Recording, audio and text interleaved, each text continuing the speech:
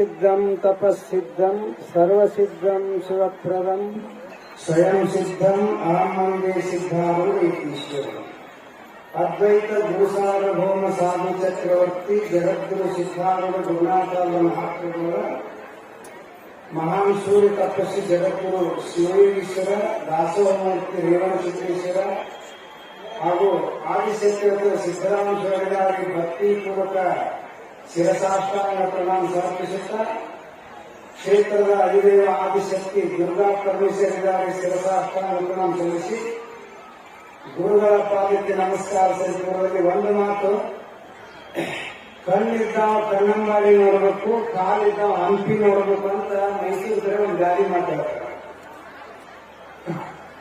ಕಣ್ಣಿದ್ದಾವ ಕಣ್ಣಂಬಾಡಿ ನೋಡಬೇಕು, ಕಾಲಿದ್ದರೆ ಹಂಪಿ ನೋಡ್ಬೇಕಂತ. ಅದಕ್ಕೆ ನಾನು ಯಾಕೆ ಕಣ್ಣು ಕಾಲು ಎರಡಿದ್ದರೆ ಇನ್ಸಲ್ ಕ್ಷೇತ್ರ ನೋಡಬೇಕು ಅಂತೆ. ಆ ರೀತಿ ಕ್ಷೇತ್ರವನ್ನು ನೋಡೋ ರೀತಿ ಮಾಡಿರ್ತಕ್ಕಂಥವ್ರು ಇವತ್ತು ಶಿವಗಳ ಮೇಲೆ, ಗ್ರಾಹಕರ ಮೇಲೆ, ಶಿವ ಎಲ್ಲರ ಮೇಲೆ ಹಂತಿ ಹಾಡು, ಶೋಭನಪದ ಹಾಡು, ಡಿಸಿಕಲ್ ಹಾಡು ಎಲ್ಲ ಹಾಕಿದ್ರೆ ಬಂದಾಗ ಇಲ್ಲ. ಗುಡ್ಡದ ಮಾರಾಗ ಗುಡ್ಡದ ಹೊರನಾಥ ಅಪ್ಪ ಶಿವಯೋಗಿ ನಿನ್ನ ಶಿವಪೂಜೆಯಲ್ಲಿ ಕೈಲಾಸದ ಗಂಟೆ ಬಾರಿಸಿತು ಅಂತ ಹಾಡ್ತಿದ್ರು. ಕೈಲಾಸದಲ್ಲಿ ಅಷ್ಟ ಯಾಕೆ ತಿಳ್ಕೊಂಡು ಕೈಲಾಸದ ಗಂಟೆಯನ್ನ ಇಡೀ ಭೂಮಿ ಮೇಲಿನ ವೇದಾಂತದ ಗಂಟು ಬಾರಿಸಿರ್ತಕ್ಕಂಥ ಕೀರ್ತಿ ಡಾಕ್ಟರ್ ಶ್ರೀ ಶಿವಾನಂದ ಭಾರತೀಯಪ್ಪಾಜಿಯವರು. ಅಂಥ ನಿರಾಭಾರಿ ದೇಸಿ ಕೊಡಗಿನ ಗುರುಗಳ ಶ್ರೀಪಾದಕ್ಕೆ ಕೋಟಿ ಕೋಟಿ ಶಿರಸ ಅಷ್ಟಾಂಗವನ್ನು ನಾವು ಸಲ್ಲಿಸುತ್ತಾ ಇವತ್ತಿನ ಕಾರ್ಯಕ್ರಮದ ನೇತೃತ್ವವನ್ನು ವಹಿಸಿರುವ ಹುಬ್ಬಳ್ಳಿ ಶಾರದಾಶ್ರಮ ಹಾಗೂ ವಿಜಾಪುರ ಸಂತಾನದ ಉಭಯ ಮಠದ ಪೂಜ್ಯರಾದ ಪರಮ ಪೂಜ್ಯ ಶ್ರೀ ಅಭಿಮ ಸಿದ್ಧಾರ್ಥ ಮಹಾಸ್ವಾಮಿಗಳಿಗೂ, ಅಧ್ಯಕ್ಷತೆ ವಹಿಸಿರುವ ಗುರುಬಂಧುವ ಪೂಜ್ಯ ಶ್ರೀ ವಿದ್ಯಾನಂದ ಭಾರತಿ ಸ್ವಾಮೀಜಿ, ಪೂಜ್ಯ ರಾಮಾನಂದ ಭಾರತಿ ಸ್ವಾಮೀಜಿಯವರ ವೇದಿಕೆ ಮೇಲೆ ಆಸೀನ ಎಲ್ಲ ಪೂಜ್ಯರ ಮಾತುಗಳಿಗೆ ನಮಸ್ಕರಿಸಿ, ಶಿವಸ್ವರೂಪಗಳೇ, ಇಂದು ನಿಜಗುಣ ಶಿವನ ವಾಕ್ಯವನ್ನು ಆಧಾರ ಇಟ್ಟುಕೊಂಡು ಎಲ್ಲಾ ಪೂಜ್ಯರು ಗುರುವಿನ ಒಂದು ಉಪಕಾರವನ್ನು ಸ್ಮರಿಸತಕ್ಕಂಥದ್ದು. ಆ ವಿಚಾರ ತಿಳಿಸಿರ್ತಕ್ಕಂಥ ಪೂರ್ವದಲ್ಲಿ ಹಿಂದಿನ ಪದ್ಯದಲ್ಲಿ ಒಂದು ಮಾತು ನೋಡ್ತಾರೆ. ಹಿರಿಯರವುದು ಒಲಿದು ಬಿಡಲವುದು ಭೋಗಿಸಿದೆ ಭೂಮಂಡಲದ ಅರಿವೆ ಅಂತ ಒಂದು ಮೊದಲು ವಿಚಾರ ಬರ್ತಕ್ಕಂಥದ್ದು. ಶಿಷ್ಯನಂದ ಕುರಿತು ಗುರು ಹೇಳ್ತಾರೆ, ತಿಳಿಲಿಕ್ಕೆ ಬಹಳ ಸೂಕ್ಷ್ಮವಾದ ವಿಷಯಗಳನ್ನು ಗುರುಗಳಿಂದ ನೀವು ತಿಳಿಬಹುದು, ಅವರ ಆಸೆ ತಿಳಿಯಬಹುದು.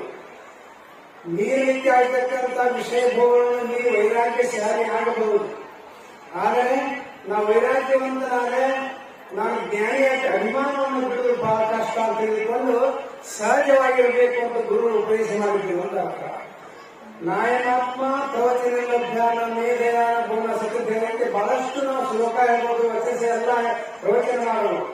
ಆದ್ರೆ ನಾನು ಜ್ಞಾನಿಯಾದೆ ವೈರಾಗ್ಯ ಅಭಿಮಾನ ಬಹಳ ಕಷ್ಟ ಅಂತ ತಿಳಿದುಕೊಂಡು ಜಗದ್ಗುರು ಸಿದ್ಧಾರ್ಥಪ್ಪರ ಹತ್ರ ಇಂಡಿ ಸಾತಪ್ಪ ಅಂತ ಗ್ರಂಥ ಬರ್ತಿದ್ ಬಹಳ ವಿಚಾರ ತಿಳಿದುಕೊಂಡಿರ್ತಕ್ಕಂಥ ಪೂಜೆಗಳು.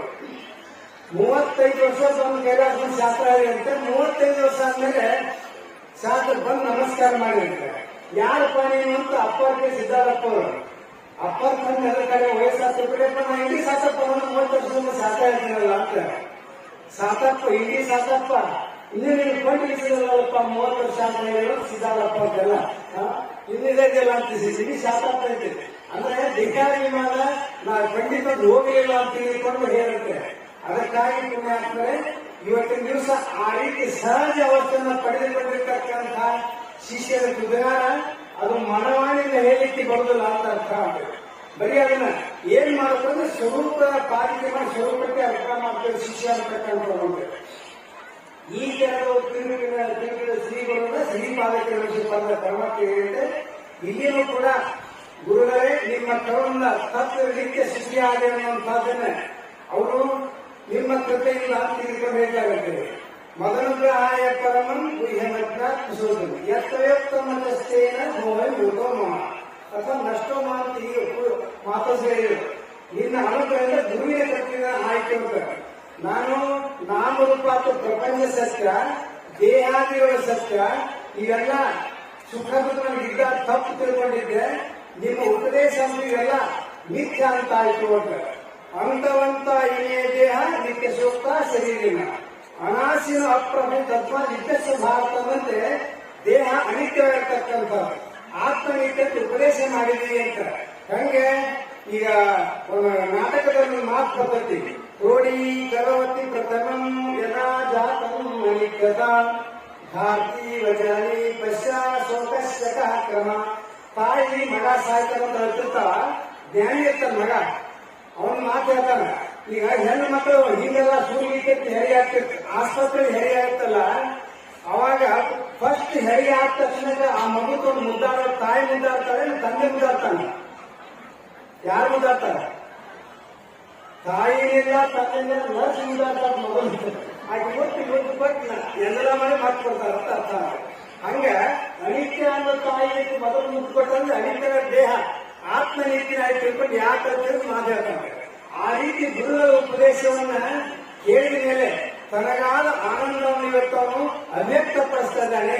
ಮನವಾಣಿಯಿಂದ ಹೇಳಿಕ್ ಬರೋದಿಲ್ಲ ಅಂತ ಇದಕ್ಕೆ ಸಣ್ಣ ಉದಾಹರಣೆ ನಮ್ಮ ಮಲ್ಲೇಶ್ವರ ಬಹಳ ಬೇಕಾದ ಒಂದು ಉದಾಹರಣೆ ಪ್ರೀತಿ ಪಡ್ತಾರ, ಕೇಳಿ ನಾನು ಮುಕ್ತ ಬಾ ಸಮಯ ಕಮ್ಮಿ ಇರೋದ್ರಿಂದ. ಸಿದ್ಧಾರ್ಥ ಅಪ್ಪವರು ಎಲ್ಲಾ ಜನಕ್ಕೂ ಆಶೀರ್ವಾದ ಮಾಡ್ತಿದ್ರು.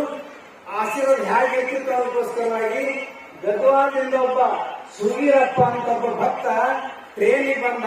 ಶಿವರಾತ್ರಿ ಶಿವನ ದೀಕ್ಷೆ ತಗೋಬೇಕಂತ ಬಂದಿದ್ದ.